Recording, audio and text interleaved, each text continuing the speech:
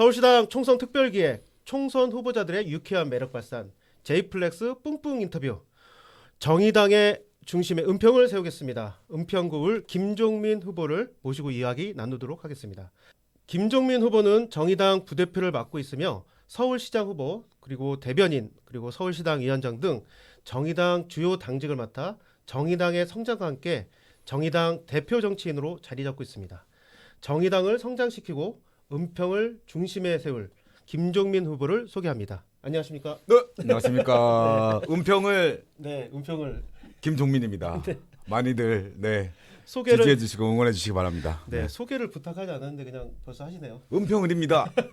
미디어의 강자시고.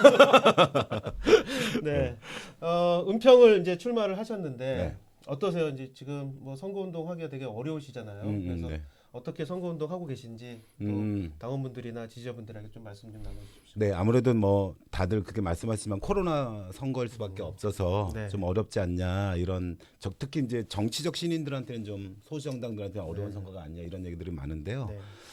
역설적이게도 뭐 코로나로 인해서 민생에 좀 어려운 피해자들이 많이 등장하기 시작했고 저희 같은 정의당이 좀 민생 관련된 코로나 민생 관련된 고민이 많다 보니까 돌아다니다 보면 거꾸로 면대면 선거운동이 안 되는데 상인분들이 이렇게 들어오라고 해서 자기 속 너무 힘들고 어려운 그런 속 얘기를 많이 함으로써 더 좀 편하게 더 좋게 선거운동을 하고 있는 상황이에요. 그리고 특히나 저 이런 건 있거든요. 예전에 보면 공보물이라든가 뭐 이런 것들을 잘 안 보시잖아요. 안 보시고 선거 투표하는 경우가 많았는데 이번에는 아무래도 집에서 가족들끼리 모여서 이렇게 공보물 꼼꼼히 보면 살 것 같아서 거꾸로 공보물에 대해서는 정의당 같은 진보 정당이 정책적으로 준비가 많이 돼 있으니까 뭐 역설적이게 좀 유리하지 않나 이런 생각도 좀 거꾸로 하게 됐어요. 그렇죠, 맞죠. 그리고 지금같이 위기 상황에는 또 국민 여러분들이 이제 정치에 바라는 것도 되게 많으신데 사실 오늘 오시기 전에 코로나 민생 119 센터 관련해서 이제 출범을 하는 기자회견 하고 오셨잖아요.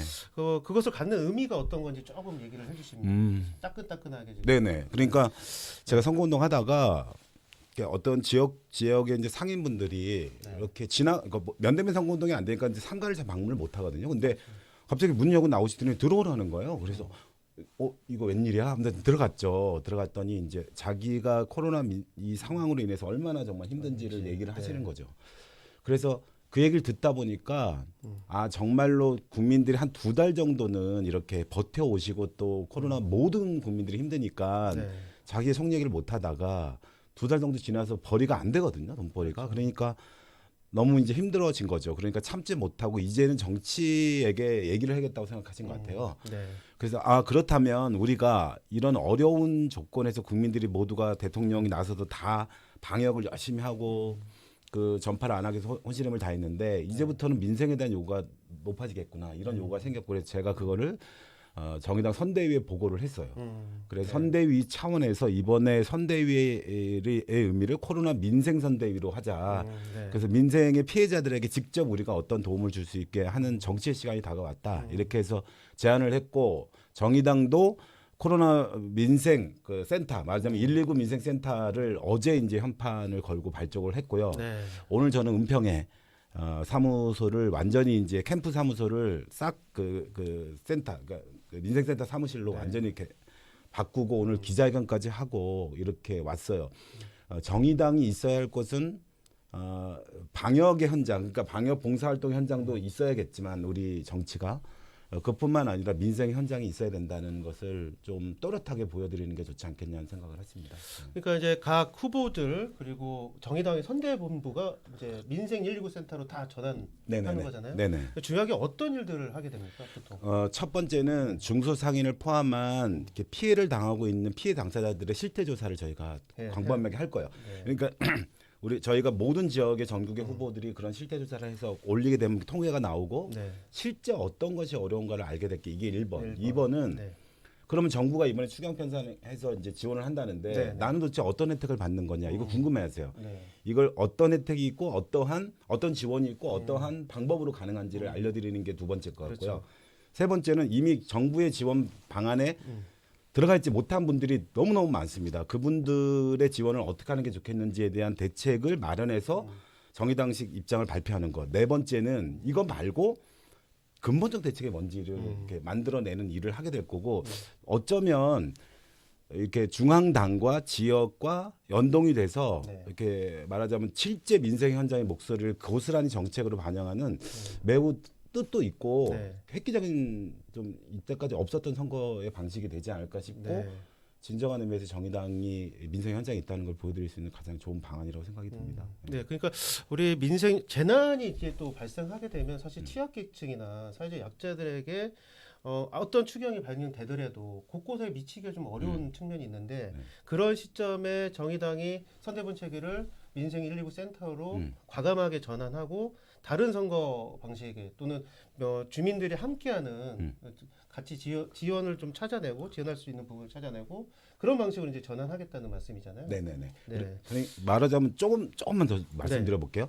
재난이라는 게 오면 아래로부터 오거든요. 그렇죠. 가난한 사람들에게는 더욱더 가혹해요.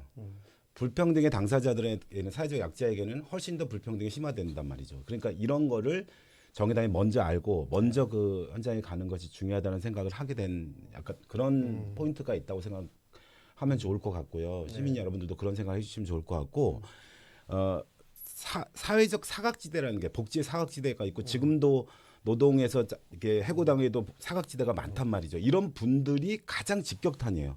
근데 이런 분들에게 대안은 늘 그 현재 정부나 정치권들은 현재의 제도 체계 내에서 지원을 할 생각만 하거든요. 그렇죠. 이번에는 그게 아니라 이 사각지대 밖에 이 안전지대 밖에 있는 분들을 향한 목소리를 우리가 담고 네. 제도적으로 만들고 이런 과정을 해야 된다 이렇게 생각한 겁니다.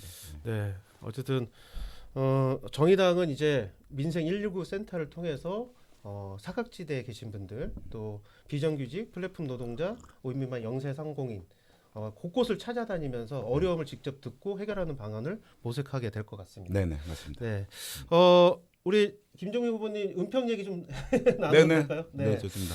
은평을 중심에 세우겠다고 말씀하셨는데 네. 은평을이 사실은 우리 정의당으로서는 굉장히 중요한 네. 지역이기도 하지 않습니까? 맞습니다. 여러 차례 후보도 이제 예전에 이제 천호선 당대표님도 전 당대표님도 출마를 하셨고 맞습니다. 네. 또 뭐 지난 2016년 선거에는 또 우리 김재남 후보님이 안타깝게 이제 단일화를 해서 출마를 네네 하지 좀 못했는데 실패하셨죠. 네. 네, 그래서 이번이 이제 어쨌든 다시 은평을 네. 정의당의 중심에 세우는 네. 선거가 될 것 같은데 어떻습니까? 가서 이제 해보시니까 네네. 지역에서 그러니까 전략적으로 은평을 지역을 선택한 이유는 크게 보면 두 가지예요. 네. 그러니까 하나는 은평을이 사실은 서민들이 밀집돼서 사는 곳이거든요. 그렇죠. 그러니까 어쩌면 그 시민들 입장에서 보면 서울의 마지막 머무르는 곳. 그래서 만약에 밀리면 경기도로 가는 거고 남으면 서울에 남아 있는 이런 네. 마지막 정착지 같은 그런 느낌 같은 게 있어요. 그런데 그렇게 보면 정의당 입장에서 보면 가장 서민이 밀집한 지역이고 가장 사회적 약자들이 밀집한 지역이 아니냐. 서울에서 보자면. 네. 그럼 그곳에서 진보 정치의 비전을 펼치고 진보 정치의 어떤 전략을 내오고 하는 것이 가장 적합하고 좋은 네. 곳이라는 생각을 하게 됐고요. 네. 두 번째는 은평이 예전에는 변하지 않는 지역이었어요. 그러니까 늘 그대로인 지역. 맞으면 20년간 이재호 국회의원 시절이에요. 뭐 이번에 4년간 강병원 국회의원 네, 시절이에요. 이 그렇죠. 24년 넘는 기간 동안에 은평은 변하지 않거나 뭔가 변하지 않을 것 같은 그런 지역이란 말이죠. 정체되어 있는. 네, 정체돼 있다 이런 느낌이 강해요. 네. 그리고 주민들이 만나보면 은평은 변하지 않을 거야 이런 생각들을 많이 합니다. 그런데 제가 만나본 은평은 서대문 마포 인근 지역으로부터 많은 청년들 또 여성들 이런 분들이 점점 은평으로 이렇게 오고 계세요. 네, 말하자면 마포 서대문 등지의 분들이 아닌 또 은평 지역에서 새롭게 형성되는 말하자면 사회적으로 보면 불평등의 당사자이기도 하고 사회 약자이기도 한 이런 분들이 오셔서 새로운 공동체를 만들고 꿈꾸고 계세요. 그러니까 은평이 뭔가 머무르고 변화되지 않는 지역이 아니라 새롭게 변화될 수 있는 그런 지역 은평 주민들이 있다는 거고 네. 거기에 불광동에 혁신파크가 있거든요. 그렇죠. 그게 굉장히 중요한 역할을 해왔는데 제가 이제 뭐 갖고 있는 고민 중에 불광동 혁신파크가 서울 시립대가 들어옵니다. 청년들이 더 많이 오겠죠. 네. 거기다가 제2의 혁신파크를 조성하고 만들어 보면 다양한 어떤 소수자들, 사회적 약자들도 함께 어울리는 커뮤니티 공동체 공간 이런 것들을 충분히 만들어 볼 수 있고 새롭게 은평을 비전을 써볼 수 있지 않나 이런 생각을 가졌습니다. 그래서 뭔가 가능성이 무궁무진하고 훨씬 더 그냥 이렇게 죽어 있는 그런 지역이 아니라 새롭게 이렇게 뭐 다른 서울 지역에 비해서는 가장 그 가능성이 많은 그런 곳이다 이런 생각이 들어요. 네, 아무래도 우리 김종민 후보님께서 당선이 되시면 네. 역동을 만드는 은평구를 만들겠다. 네, 맞습니다. 네, 그래서 진짜 지금은 사회적 약자일 수도 있고 불평등의 대상자일 수 있는 청년과 여성이 네.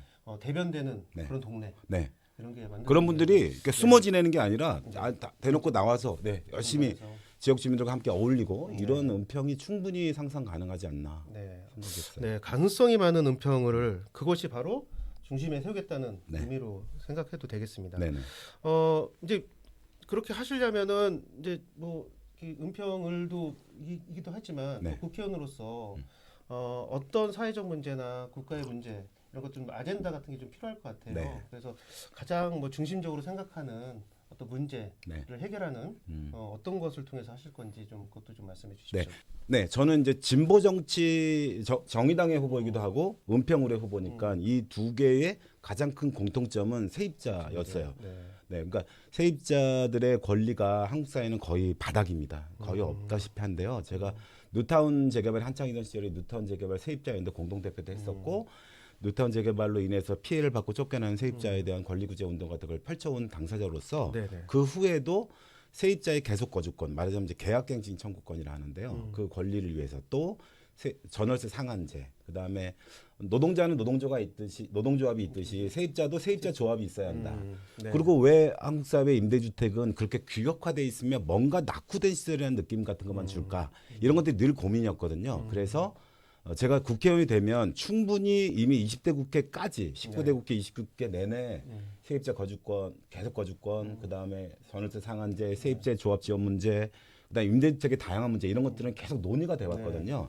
이제는 21대 국회가 구성이 되면 굉장히 빠른 시간 내에 이 세입자의 권리를 찾기 위한 네 가지 법안에 대한 것은 분명히 이렇게 통과시킬 수 있다고 생각이 들어서 일단 하나를 꼭 꼽아보라고 한다면 세입자 권리에 대한 문제를 좀 제일 앞에 걸고 우리 그 은평 주민들 좀 설득해 나갈 생각이에요.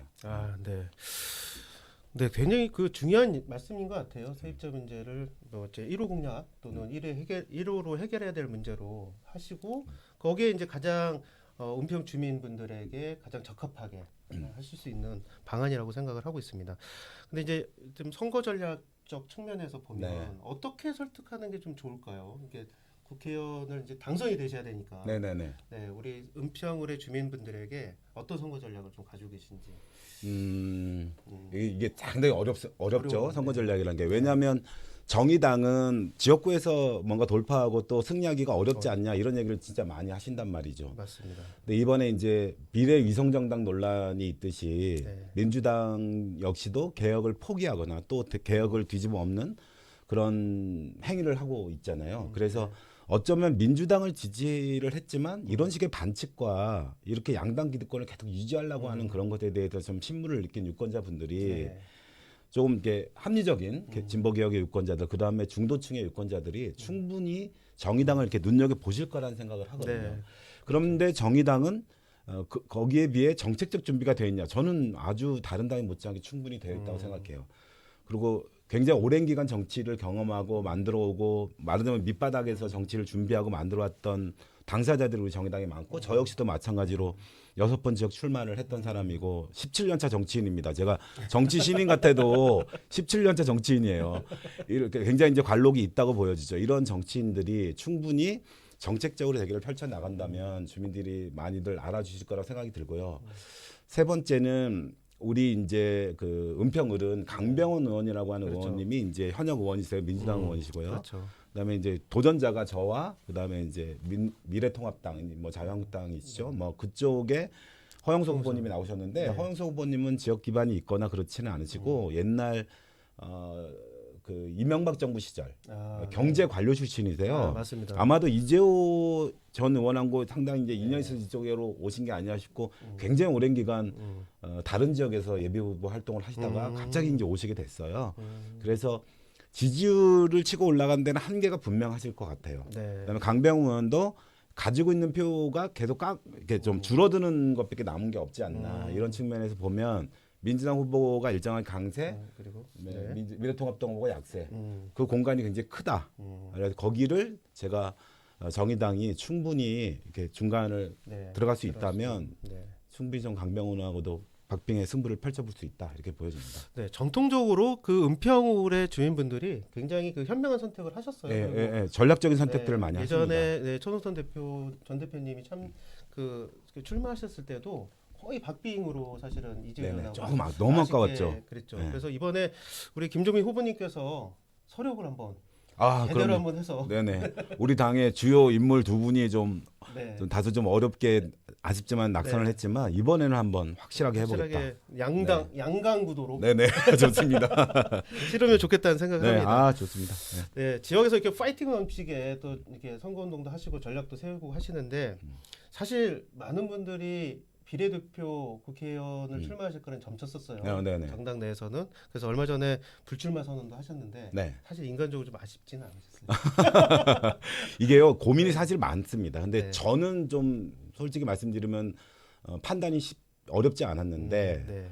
뭐 저를 좀 좋아하시고 또 지지하시는 당원들이나 주변에 계신 분들이 많이들 아셔갖고 굉장히 그걸 설득하는데 좀 오랜 시간이 걸렸습니다. 네. 근데 이제 간단했어요. 그러니까 하나는 원래 비례대표라는 건 사회적 약자들이 정치적으로 진출할 수 있는 계기가 되고 특히 진보 정당도 사회 약자들이 좀 이렇게 진출할 수 있는 계기와 조건이 마련돼야 된다. 특히나 뭐 심상정 대표랑 같이 총선 전략을 추진해 오면서 네. 다소 저희 당이 이번에 개방 전략도 썼죠. 외부 영입도 했죠.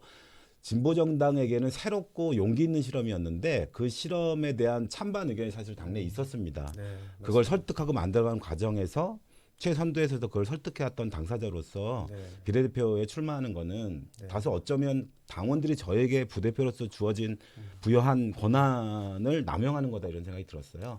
그래서 비례대표 불출마를 하고 당의 전략에 맞게끔 지역 출마하는 게 좋겠다 이런 생각을 하게 된 거고요.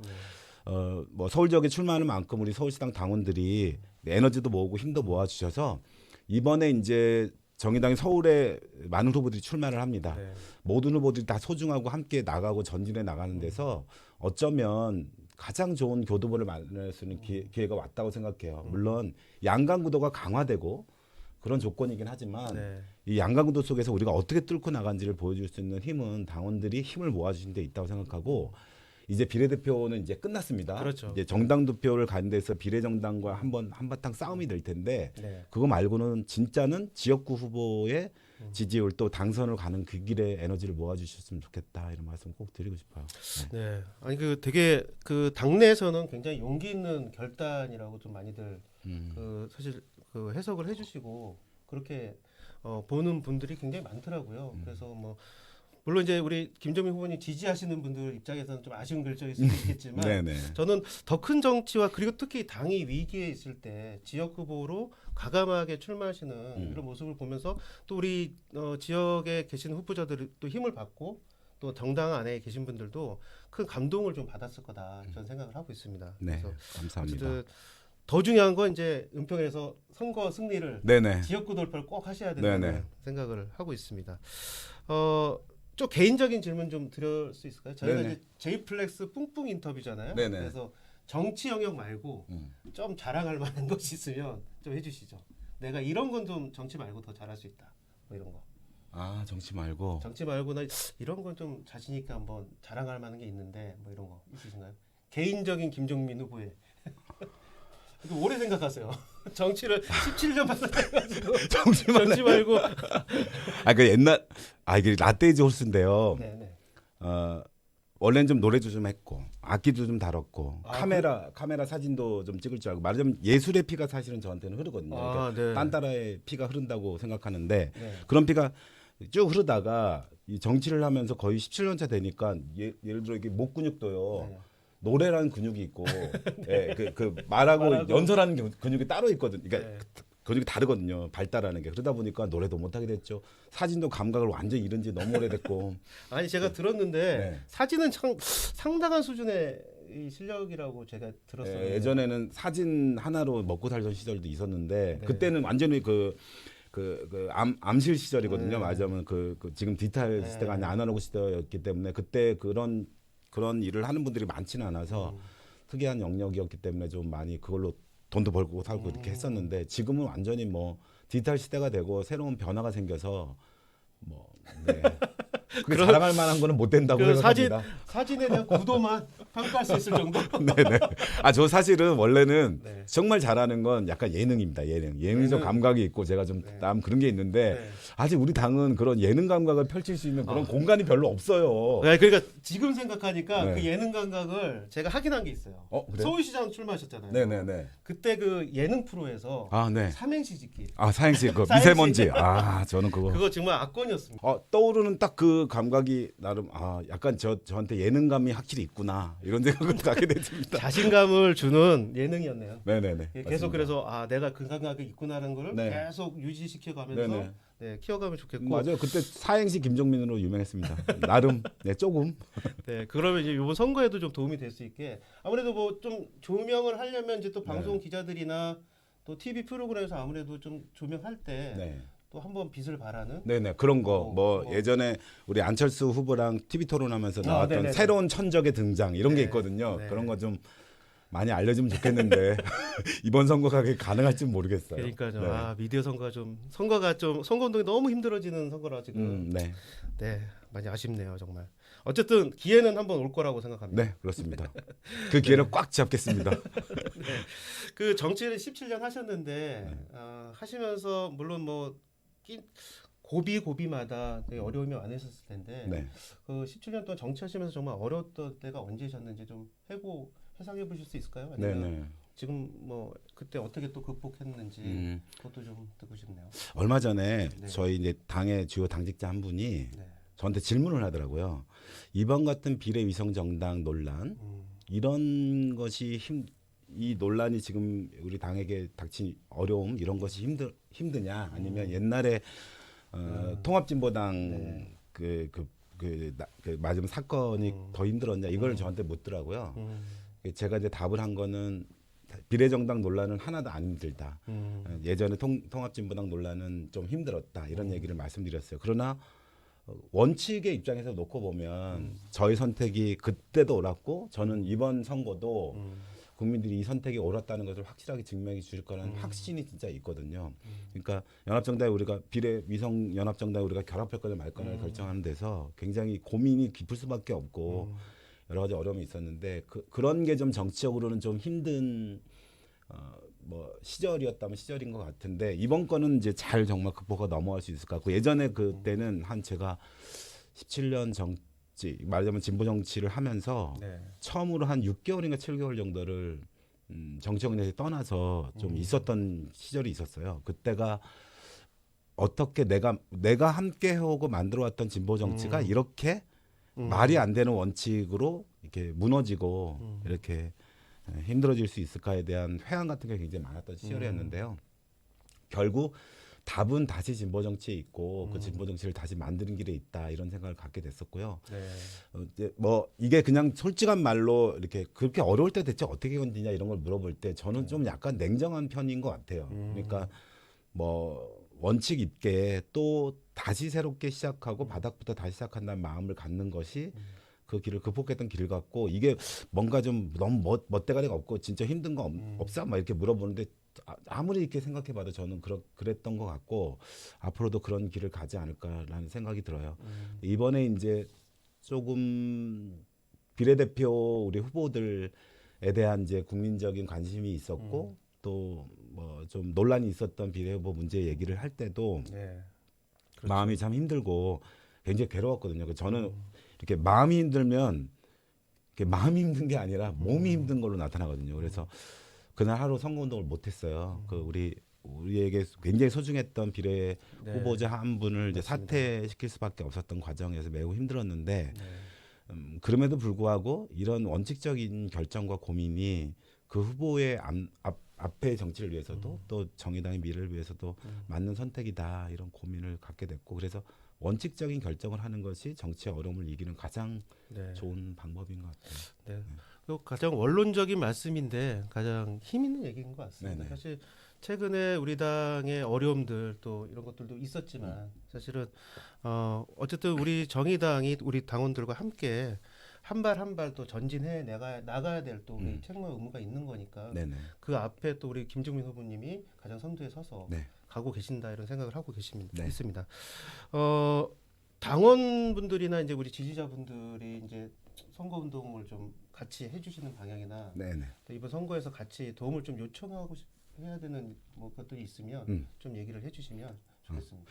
그러니까 이번 선거는 당원님들이 아시는 것처럼 두 개의 큰 싸움이 있어요. 하나는 비례 위성 정당 싸움이라고 생각합니다. 이 싸움은 저희가 절대 질 수가 없고 꼭 이겨야 하는 싸움이에요. 저는 목표가 완전히 바뀌었습니다. 우리가 원내교섭단체를 만드는 것은 당연한 거고 정당 지지율에서 두 개의 꼼수 위성 정당을 이겨야 된다고 생각해요. 저 말도 안 되는 얘기다. 다들 그렇게 생각할지 모르겠는데 저는 국민들이 합리적인 개혁적이고 진보적인 유권자들이 저희를 선택할 거라고 확신을 합니다. 이 싸움을 이기는데 우리는 힘이 없어요. 체력이 부족하고 사실 뭐 좀 제가 맨날 이런 표현을 하는데 200대 1로 싸우는 느낌이에요. 진짜로. 이럴 때 네. 당당하고 원칙 있게 SNS 글을 써주시고 하더라도 당당하고 주대 있게 밀어붙이는 그런 논거를 펴시고 적극적으로 임해 주셨으면 좋겠다 이런 생각했고요. 네. 두 번째는 민생 선거예요. 이번 선거는 정말 힘들고 어려운 사람들 곁에 누가 있느냐가 결정을 질 거라고 생각합니다. 지난 조국 사태 이후에 많은 청년들과 많은 유권자들은 언행일치, 지행일치를 매우 중요하게 생각하는 것 같아요. 이 사람이 말하는 것과 행동하는 것이 다른가 이런 걸 많이 보는데 정의당만큼 언행과 지행이 일치되는 경우는 없다고 생각하거든요. 그것을 보여주는 가장 좋은 방법은 민생의 현장에 우리가 있는 것. 거기서 우리가 주민들을 만나서 어려움을 듣고 그것을 정책적으로 반영하는 그런 일을 짧은 기간이지만 해낼 수 있느냐가 결국 선택지를 만드는 결정적 계기가 될 것 같습니다. 그래서 당원들이 이 두 가지 싸움을 해주신다 이렇게 생각해 주셨으면 좋겠고요. 네. 개인적으로 부탁이 있다면 네. 선거는 돈과 지인이 없이는 진짜 안 됩니다. 네. 예, 이번 선거는 특히나 공보물과 유세차, 뭐 언론의 노출 이런 것들이 굉장히 중요한 그렇죠. 선거가 될 텐데요. 그게 선거에서는 돈입니다. 그래서 후원금, 네. 지인 소개 네. 잊지 마시고 꼭 부탁드리겠습니다. 아, 네. 좋은 말씀 해주시다가 왜 이 말씀은 안 하시지 했는데 아, 후원금 그렇습니까? 얘기를 또 하시니까 안심이 후원금. 안심이 부탁합니다. 됩니다. 네, 여기 계좌번호 지금 나가고 나갑니까? 있습니다. 네, 나가고 이거- 있으니까 네. 우리 김종우 후보님 총선 좀 정말 잘 치를 수 있게 우리가 이 아까 말씀하신 이 두 개 싸움에서 승리하려면 든든한 후원금과 또 특별 당비 네, 좀 맞아요. 부탁드리고요. 또 하나는 은평을 지역의 지인 네. 찾기. 네네. 그래서 우리 캠프에 한 명이라도 두 명이라도 좀 지인분들 사는 분들 네. 연락처 공유해 주시고 네네네. 이런 후보가 있다. 우리 김종민 후보가 있다. 좀 알려주시고 이런 것들이 좀 필요한 것 같아요. 이게 우리는 게릴라 작전을 좀 해야 되잖아요. 네네. 그러니까 맞습니다. 네, 돈도 막 큰 돈 500만 원 이런 게 아니라 십시일반 모아서 주시면 네. 큰 힘이 될 거라고 생각합니다. 많은 돈도 도움이 됩니다. 500만 원? 500만 원까지 가능하죠? 네, 그렇습니다. 네. 그래서 우리 후보들이 좀 유구사원도 좀 잘 쓰고 또 트럭도 리프팅 되는 또 영상물이 되는 맞습니다. 그게 지금 선거 국면에서 굉장히 필요하거든요. 그래서 후원금 많이 좀 모아주셨으면 좋겠다는 생각을 합니다. 제가 이제 여러 가지 질문도 드리고 네. 했었는데 제가 마저 질문하지 못했던 내용이나 좀 네. 부탁드리겠습니다. 우리 서울시당이 지금 이 유튜브 채널 만들어가지고 정말 고생들 하시고 열심히 하고 계신데요. 우리 저스티플렉스 뿜뿜 인터뷰. 제목은 저스티플렉스죠? 네, 맞습니다. 저스티플렉스 구독 빡빡 눌러주시고요. 이거 많이 시청해주고 많이 알려주셔야 됩니다. 이거 키워야 됩니다. 네, 그렇게 해주셨으면 좋겠고, 저는 이번 선거는 정의당이 만들어진 이후 정의당식 선거를 하는 최초의 선거다 이렇게 꼭 말씀드리고 싶어요. 이 말씀이 어쩌면 좀 불편할 수도 있고 저도 사실 불편한 얘기가 있는데요. 정의당이 제일 싫어하는 말이 민주당 이중대란 말입니다. 그런데 그동안 민주당 이중대가 아닌 어떤 행동과 고민을 유권자들이 또 시민들이 그렇다고 여겼냐 그것도 우리가 반성할 대목이 많다고 생각합니다. 근데 이번에 정말로 두 개의 꼼수 위성정당 비례정당이 생겼어요. 이들과 아주 당당히 싸울 수 있는 기회가 됐고 오늘 심상정 대표가 기자간담회를 통해서 아주 당당한 선거를 하겠다. 정의당에게 기회를 달라. 이렇게 이제 오늘 기자간담회를 하셨습니다. 그런 것처럼 이제는 우리가 걸리거나 꿀리거나 우리 얘기를 못할 이유가 없어졌습니다. 당당하게 정의당식 정의당의 이야기를 정의당이 만나야 될 민생의 피해자들을 당당하게 만나고 얘기할 수 있다면 저는 충분히 국민들이 우리에게 기회를 주실 거라고 생각합니다. 함께 그 길에 함께 갔으면 좋겠습니다. 네. 네, 고맙습니다. 오늘 정의당의 중심에 은평을 세우겠습니다. 은평구를 김종민 후보를 만나봤습니다. 양당의 기득권 정치와 분명히 선을 걷는 정책 경쟁으로 내 삶을 바꾸는 정치를 김종민 후보가 해낼 것입니다. 당원 여러분, 지지자 여러분, 어려운 시기지만 다시 한번 이 아래 계좌로 후원금 팍팍 네. 주십시오. 이 김종민 후보가 좋은 정치하는데 큰 밑거름이 될 것입니다. 여러분, 구독자가 계속 늘어나지 않고 있습니다. 그렇습니까? 좋아요, 구독 좀 필수로 좀 눌러주시고요. 우리 제이플렉스가 앞으로 계속 잘할 수 있도록 도움을 많이 주시면 고맙겠습니다. 서울시당 특별계획 제이플렉스 뿡뿡 인터뷰 마치도록 하겠습니다. 국민 여러분, 당원 여러분, 판을 갈 준비 되셨나요? Right now.